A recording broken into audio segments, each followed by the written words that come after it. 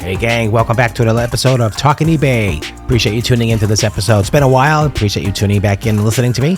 We're talking about eBay, and something's really special is coming up on March 7th. So March 7th, eBay is doing a live virtual event. It is virtual. It is March 7th. Hear from eBay leaders on key topics, and we're going to be talking about just as join Don Block. He's eBay's vice president of U.S. marketing on eBay leadership. March 7th is a live virtual series, Spring Seller Check-in. That's what they're calling it. This exciting 2-hour event will be packed with insider insights into the latest eBay updates and the news coming out with 2025. We're going to be live. Yes, live in Las Vegas. That is awesome. I am super excited about that. Plus, the eBay team will reveal fresh new ways to update your store, all kinds of seller updates and just new things. I'm not sure about new fees at all, and I'm not sure about that, but I don't think they're going to go up in the fees. They already had their fee announcement, so I think it's going to be just a lot of updates what eBay is doing with AI and a lot of new things coming out that connect with different people on eBay. Now, if you never went to one of these live virtual events online, it's really kind of cool because you can actually talk to other eBayers. You can chat, and that's really I love doing that. You chat with the different eBayers and everyone's talking. What are you doing? What are you selling? So a lot of things behind the scenes with eBayers are all talking, which is really, really cool.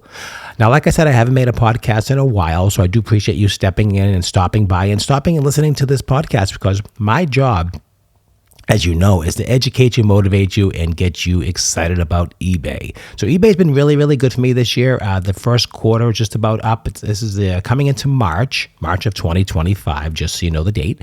And it's been pretty good. The last podcast I talked to you about, I had a eBay person who looked at my store and gave me a store review. Now, I did win a free store review, and they did look at my store, and they gave me a lot of different advice. And I think I discussed them with you, the different advice they had for me.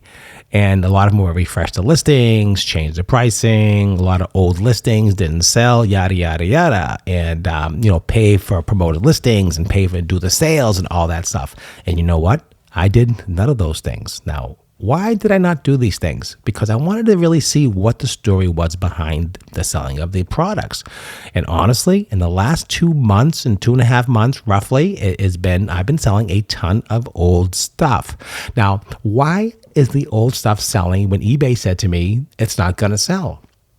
I don't really know the answer to that, but I really think it's just timing. I think it's the long years, and then some of the things were on 5, 6, 7 years. And every time something would sell, my wife, my partner, and she would say, look at this just sold. This is 5 years old. And I said, yeah, I know. It's like weird. And then another thing would sell. Yeah, I know. It's weird. And, and if you don't know about me, I've been selling on eBay for almost 30 years now, which is ridiculous, and still selling because I really enjoy it.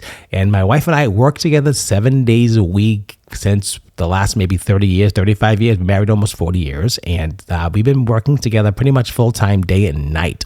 All the time. We're always together. We love working together. I mean, we do have our quirks, of course, but as a married couple that works in a business together, that's a different show by itself. And one day we will do a show with her in it and together, and we'll talk about, we'll play back and forth and how we deal with each other's quirkiness, and we'll have arguments, of course, what we think things should be listed for. And she would say, let me do the research. And I said, I already did it. And, on and on and on. So, and it's interesting that dynamic between a partner, a husband and wife, a friend, whatever it is, that's in business together. And not just in business together, but we live together. So we're together all the time. It's just a weird dynamic. A lot of people don't understand it, but we do stay together. We're together all the time. I mean, pretty much all the time. We go together. We go out. We work together. We go out with our friends together.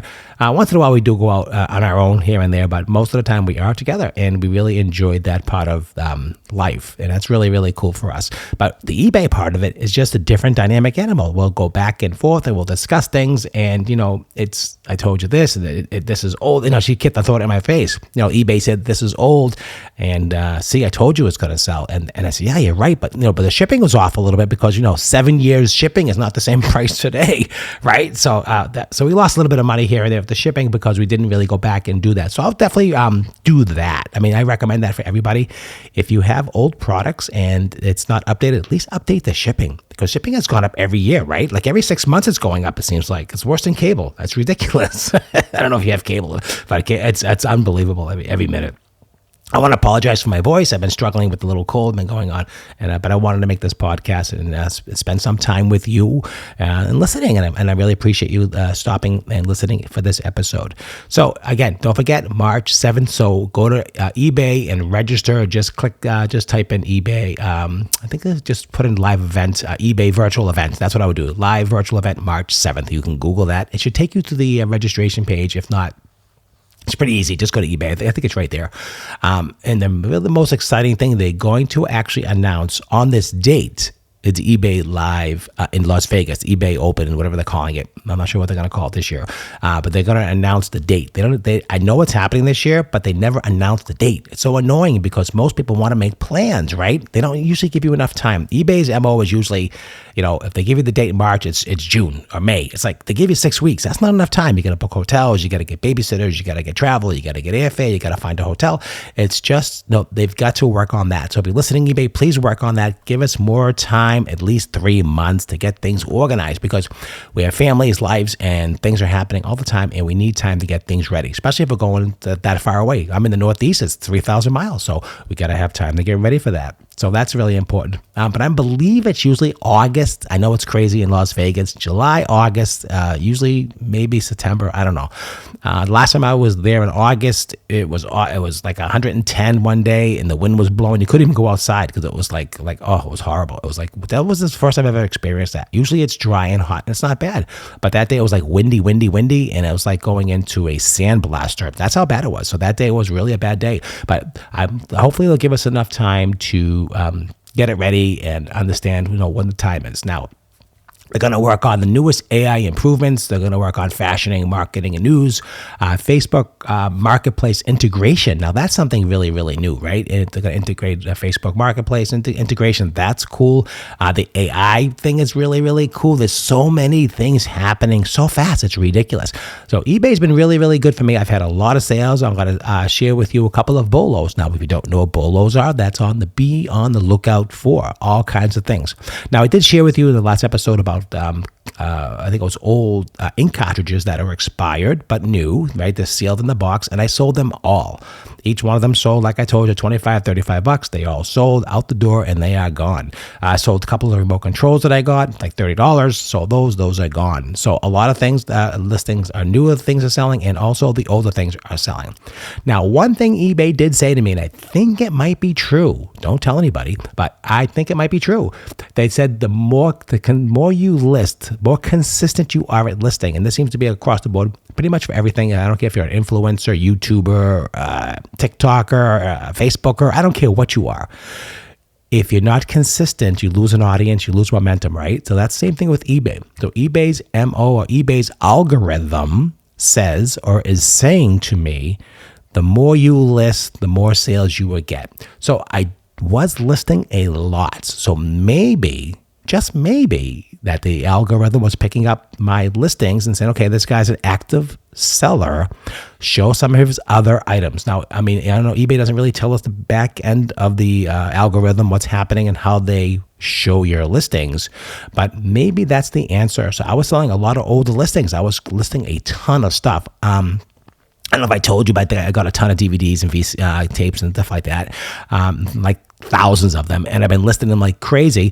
And those have been selling through. I've been selling them some really good money, and some things were okay, like $5 and $10, but that's okay. Hey, listen to me, the buck's a buck. It doesn't matter. And I think all this listing has triggered the algorithm to pretty much show my items. Now, I think that's pretty much what happened. I'm pretty convinced about that, because I was consistently getting sales day after day, because I was listing that day, and then that night I would get sales. I would list the next day, and then that night I would get sales. And I'm saying to myself, that's something to that. I actually proven that. And I would stop for 2 weeks and my sales would slow down. And I said, okay, this makes sense. I would list again like crazy and then my sales would go up. So I'm going to say that is not busted. It's probably a fact that you do have to list consistently, roughly, to get consistent sales. And that's pretty much a rule of thumb, I guess, behind the whole algorithm of eBay. So I think that's true. So let's go with that. I'm going to say that is a true thing. Now, I'm going to go through some of my bolos. So I hope everyone's doing well. Hope your 2025 as well. I hope everything is going well. I'm going to share with you a couple of stories. A couple of stories are, I have 100% feedback on my eBay site. eBay site, if you want to check me out, it's called J&M Sales. Go right ahead, search for me, and you'll see me right there, J&M Sales. I'm not talking eBay. Talking eBay is the podcast. So about my sales, when I sell on eBay, it's called J&M Sales, and I sell everything on there. But it's, like I said, it's been there since 1999, and I'm proud of that. And I've had my ups and downs with eBay, and I can tell you 1,000 stories if I had 1,000 hours. And there are a lot of stories going back from the Beanie Babies to the original Pokemon. I used to sell the original Charizards for $30 because that was a great deal back then, right? But now they're $300,000. I wish I kept them, but I was happy to sell them because I was, that's what we did. We were flipping. We're flipping Beanie Babies, flipping cards, flipping whatever we could do. We were always in that mentality of not holding on to something because you just never know when it's going to fall apart. Now, so I have 100% feedback, and I've shipped out a couple of items, and I've had some quirky things happen to me. Now, I'm not sure if this happened to you. Let me know. If you have any questions at all, please go ahead and you can email me at talkingebay23@gmail.com. Ask me some questions, or if you want me to do a shout out for you or your store, go ahead and email me at talkingebay23@gmail.com, and I'll put you and I'll do a shout out for you on the next episode of our podcast. So go ahead and do that. I appreciate that. Also, we could do a store review. If you want me to do a store review on your store, I'll take a look at your items and look at your listings and give you some ideas and some pointers and some tips for your next listing. So I'll be glad to help you with anything I possibly can to make your experience selling on eBay a better experience. Because if you succeed in selling, then you'll continue growing. That's what it is. So you don't get frustrated, don't get aggravated. Oh, I'm not selling, something's not happening. Just take your time and, do the right photos. We'll go through all that. So go ahead and email me at talkingebay23@gmail.com, and I will do a store review or give you a shout out. That's what I'll do. So the story is I sold a radio. I'm going to tell you two stories. So the first story is a lady purchased a watch. Now, she said to me, she asked me a lot of questions before she bought this watch, and this is a $700 watch. This is a family watch, family heirloom that we no longer wanted. It was a gold watch.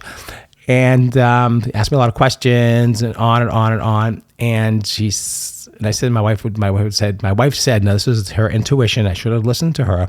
I don't think we should sell to her because I think she's just looking to try something on and return it. Now, that's a lot of money. It's insurance, it's shipping. We're talking $30-$40, right? Out of your pocket here. It's a lot of money for someone to try something on.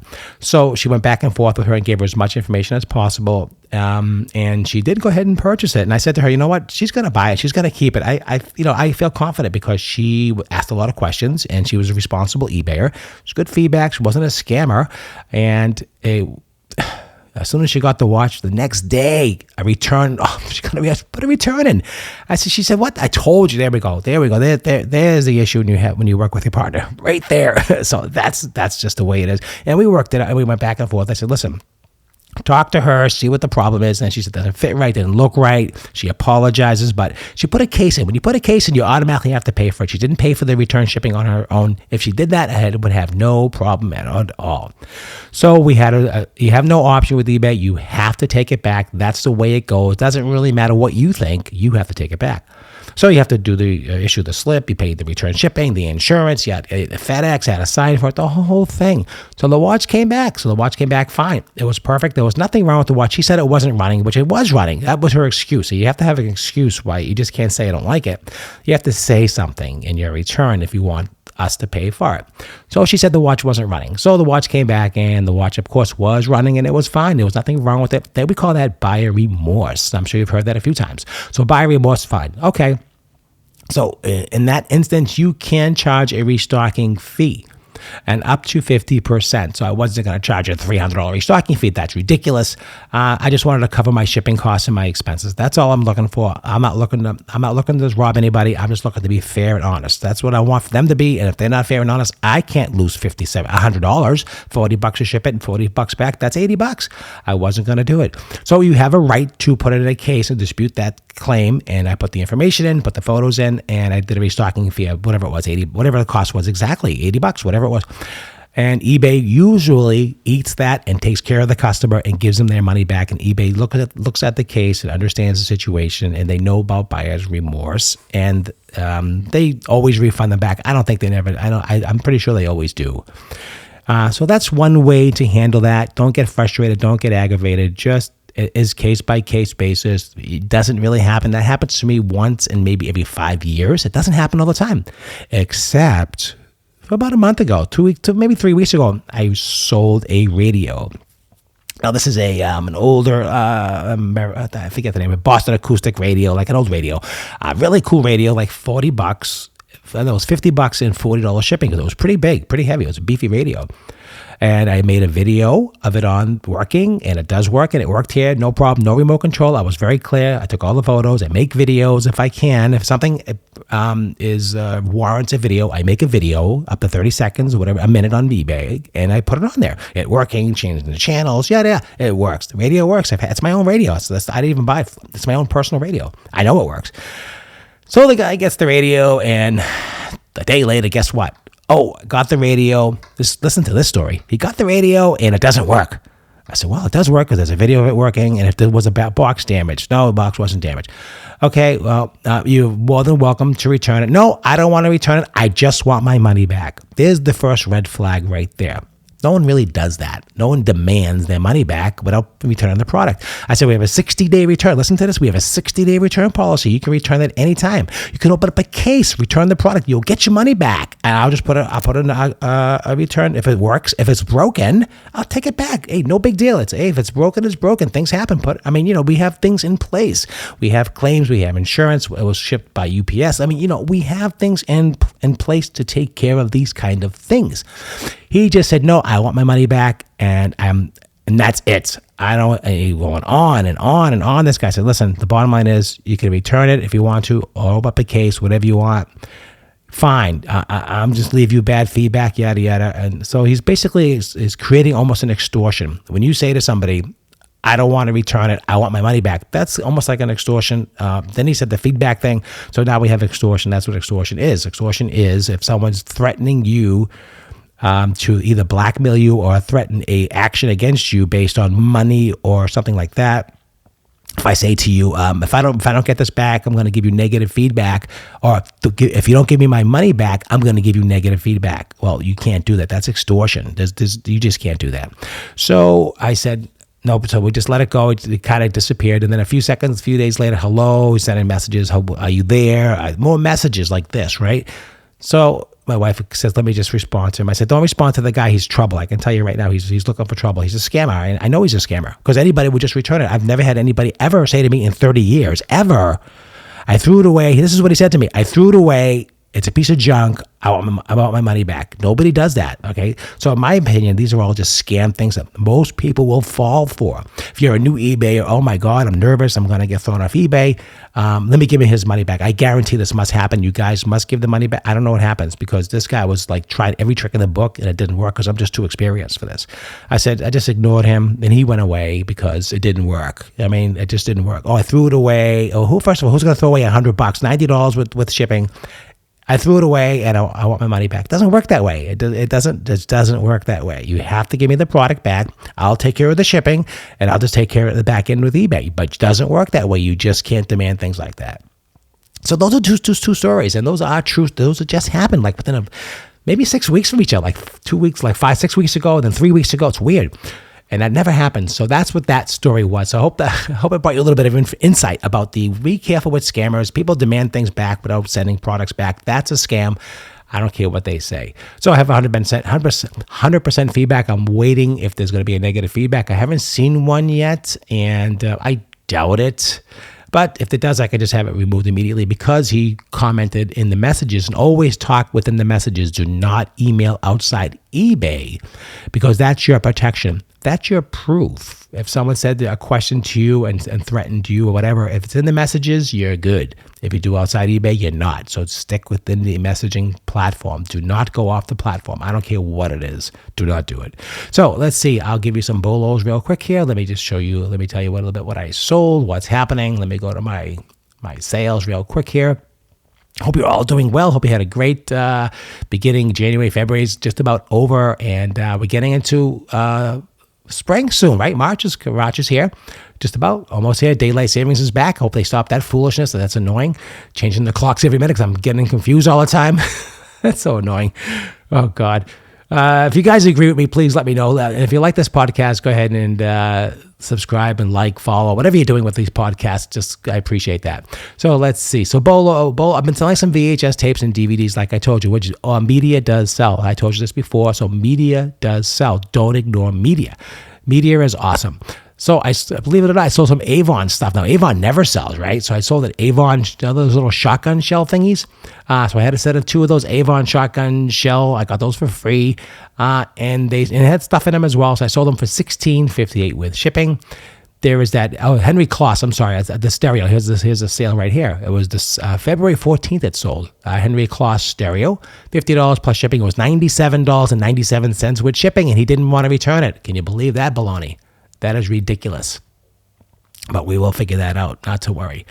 Let's see what we have here. We also have some old military pins and things like that do sell. So keep your eyes open for military pins and military items of that nature. Anything military does really, really well. So keep your eyes open for military.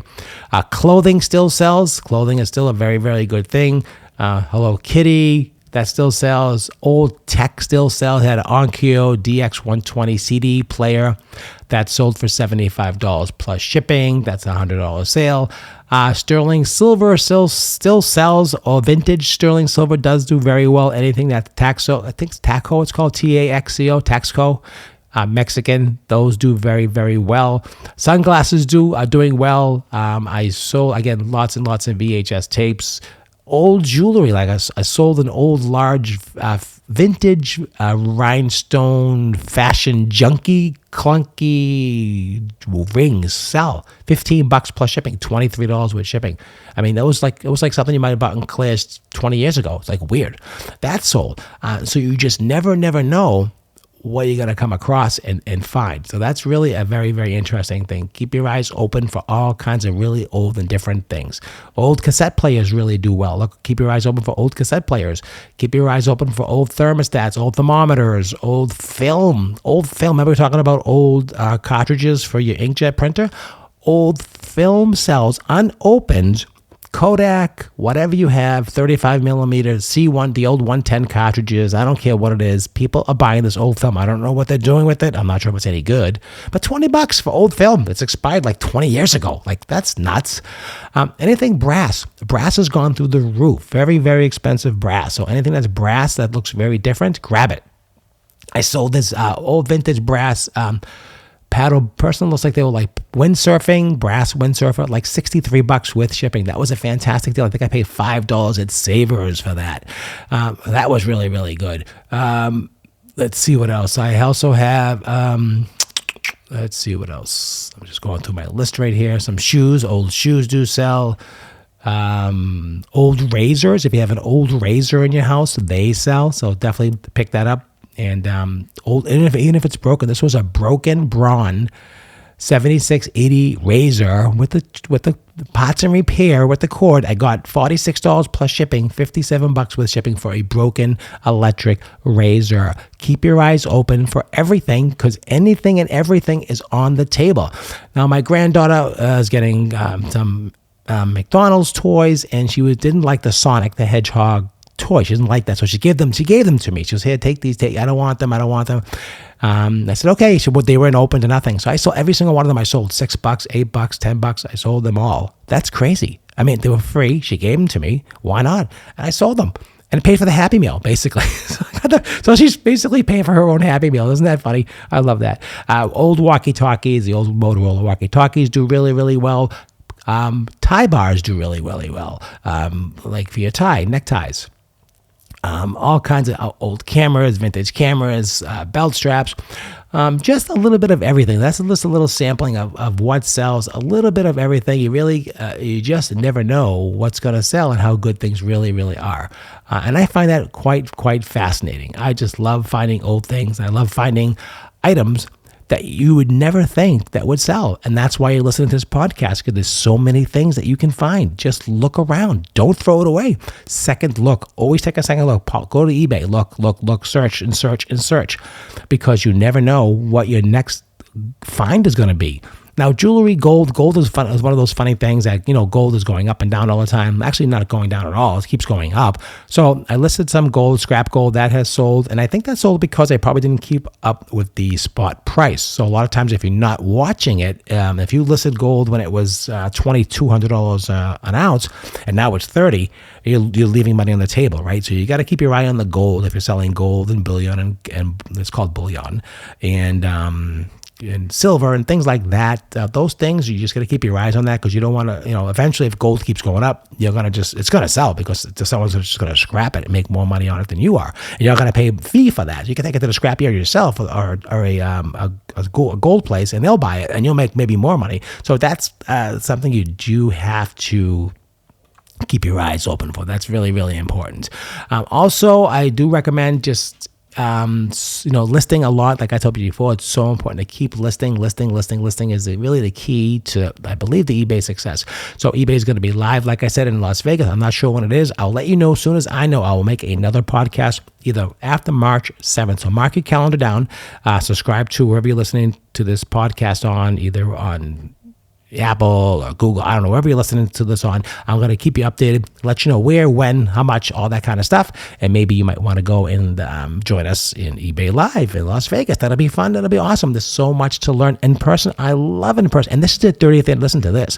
This is their 30th anniversary. So it's going to be huge. They already said this before. They gave us a teaser. They said, this is the big one. We're going to have a lot of stuff. They're going to bring in awesome. They're going to have an awesome concert. They're going to have musicians. They're going to have a lot of special guest speakers. This is going to be a big one. Anytime there's a milestone, like 20 years, 25 years, it was a huge one. This is 30 years. This is huge.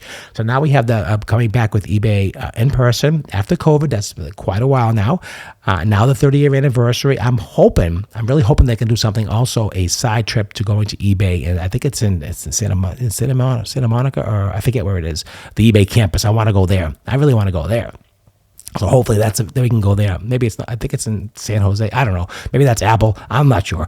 I want to go to the Apple. I want to go to the not the Apple, the eBay headquarters. That'd be awesome. I think that'd be fantastic to see that. I mean, I've never been there, and I think that'd be fun. To, do a tour. It's in San Jose. I just Googled it real quick. So it's in San Jose. That's where I want to go and see the eBay headquarters. Yeah, San Jose, California. Yep, that's where it says. That's where the eBay corporate office is.